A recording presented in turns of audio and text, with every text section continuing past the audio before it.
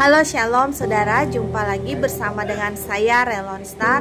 Saudara, hari ini saya mau berbicara tentang damai sejahtera di tengah kegelisahan.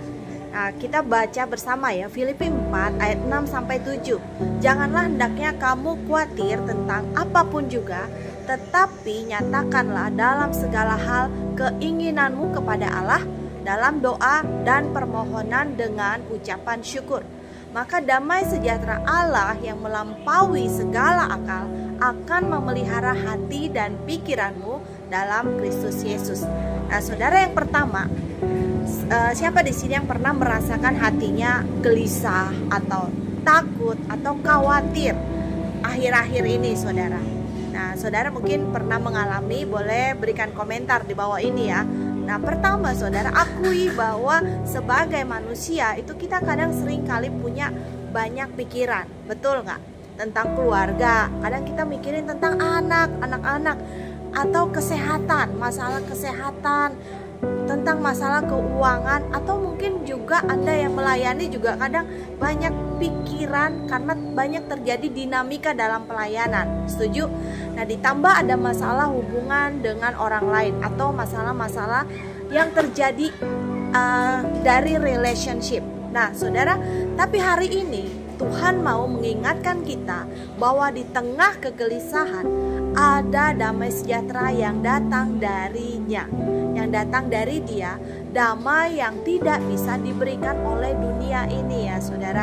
Jadi kalaupun Anda bisa mencari hiburan lewat media sosial, itu paling memberikan Anda damai sejahtera sementara aja. Tetapi realitanya damai yang sesungguhnya itu datang dari Tuhan, damai yang tidak bisa diberikan oleh dunia ini. Nah, yang kedua saudara, ada realita yang terjadi mengapa kita mudah gelisah. Karena kita tidak bisa mengontrol semua hal. Setuju nggak? Yang setuju boleh berikan komentar. Mungkin Anda bisa orangnya good dalam manajemen ya, manajemen of life. Ada hal-hal yang bisa Anda kendalikan dengan baik. Anda punya cukup keuangan yang bagus sehingga Anda bisa mengontrol banyak hal. Tetapi actually ya, pada dasarnya kita tidak bisa mengontrol semua hal. Benar nggak? Contoh masalah yang terjadi tiba-tiba saudara, seperti yang udah saya saksikan.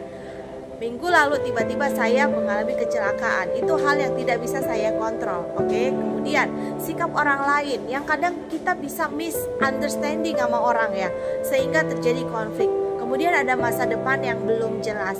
Nah saudara, karena kita mengandalkan diri sendiri terlalu banyak, akhirnya kita kecewa. Akhirnya kamu merasa lelah, akhirnya kamu merasa hati tidak tenang. Betul? Nah, karena kita terlalu sering fokus pada masalah pribadi bukan pada Tuhan, maka masalah itu ya saudara, semakin dilihat itu semakin besar rasanya, semakin berat beban yang Anda rasakan kalau Anda terus-menerus fokus pada masalah dan masalah aja. Nah, saya punya ilustrasi singkat ya, seperti gelas berisi air. Nah, berisi air kotor yang harus diaduk. Nah, gelas itu ya diaduk ya, semakin diaduk semakin keruh saudara. Kenapa? Tapi kalau dibiarkan gelas itu ya, gelas keruh dibiarkan, maka kotoran-kotorannya akan ke bawah ya kan. Nah, akan dituang air bersih. Kalau kita tuang air bersih, itu perlahan-lahan jadi jernih saudara. Jadi hati kita juga seperti itu.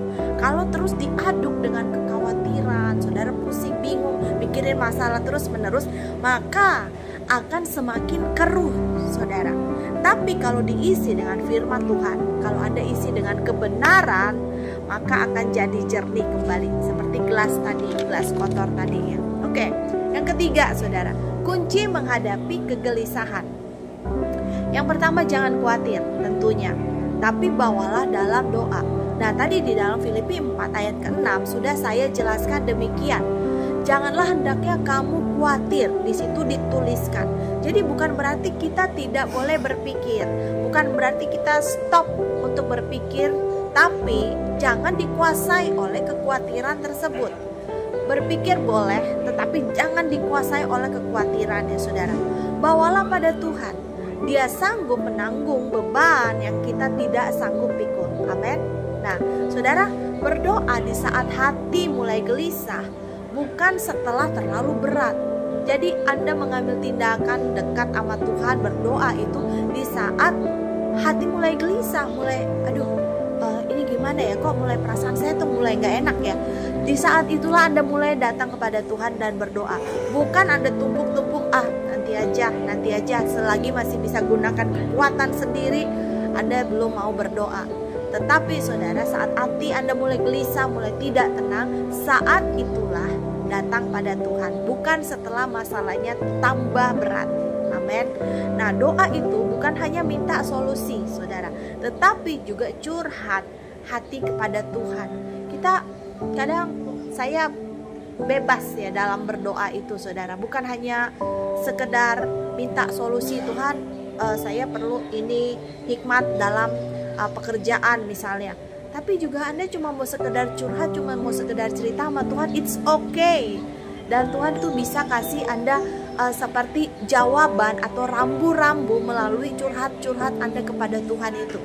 Kalau tidak percaya, Anda perlu coba. Dan kemudian yang B ya saudara, tadi yang A jangan khawatir, tapi bawalah dalam doa. Nah sekarang yang B, sertai dengan ucapan syukur. Jangan lupa untuk bersyukur. Kenapa? Karena bersyukur membuat kita tuh melihat hal yang baik yang Tuhan sudah lakukan. Amin. Nah, syukur mengubah fokus ini dari masalah kepada kebesaran Tuhan.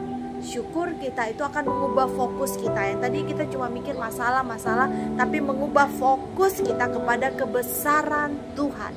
Amin, saudara. Contoh, meski ada satu pintu tertutup, pasti ada pintu lain yang Tuhan bukakan.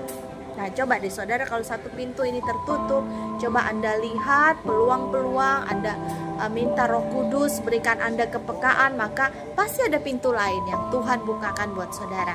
Nah, yang C ya saudara, mari terima damai sejahtera yang melampaui akal. Dalam Filipi 4 ayat 7 dikatakan, damai yang dari Tuhan itu tidak tergantung pada situasi. Dunia bisa memberi hiburan sementara, tapi hanya Tuhan yang bisa memberi ketenangan sejati. Yang setuju katakan amin. Nah, damai ini yang akan menjaga hati dan pikiran, sehingga kita tidak panik meski masalah belum selesai. Amin. Nah, contoh di Alkitab saudara, ada Marta dan Maria, betul? Dalam Lukas 10 ayat 38 sampai 42. Marta gelisah, wah bawaannya rungsing, sibuk dengan banyak hal saudara.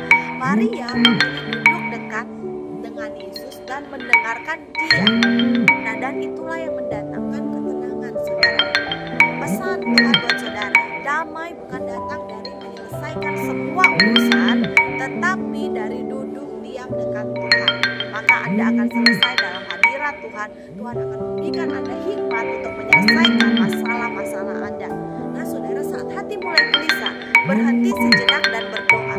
Kemudian yang kedua, setiap hari luangkan waktu untuk duduk di kaki Tuhan seperti Maria. Yang ketiga saudara, ucapkan syukur untuk hal-hal kecil. Ya, karena itu powerful, akan mendatangkan blessing dalam hidup saudara. Nah, keempat saudara, ingat bahwa damai sejahteranya melampaui akal. Jadi kadang kita belum mengerti rencananya, tapi kita bisa merasakannya. Nah saudara, saya mengajak saudara untuk sama-sama berdoa. Tuhan Yesus, Engkau tahu hati kami yang mudah gelisah dari khawatir dan khawatir. Malam ini kami mau menyerahkan semua beban ke dalam tangan-Mu Tuhan.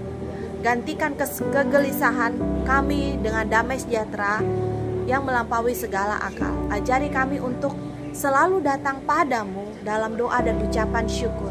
Kami percaya Engkau memelihara hati dan pikiran kami. Dalam nama Tuhan Yesus kami berdoa, amin. Saudara, jika saudara terberkati akan firman Tuhan ini, mari boleh berikan komentar di bawah ini. Dan Anda bisa saling memberkati yang lain. Jika Anda punya pergumulan khusus, boleh Anda DM saya, dan nanti saya bersama dengan rekan-rekan saya akan berdoa buat saudara. Thank you for listening and God bless you. Selamat beraktivitas. Tuhan menyertai Anda senantiasa.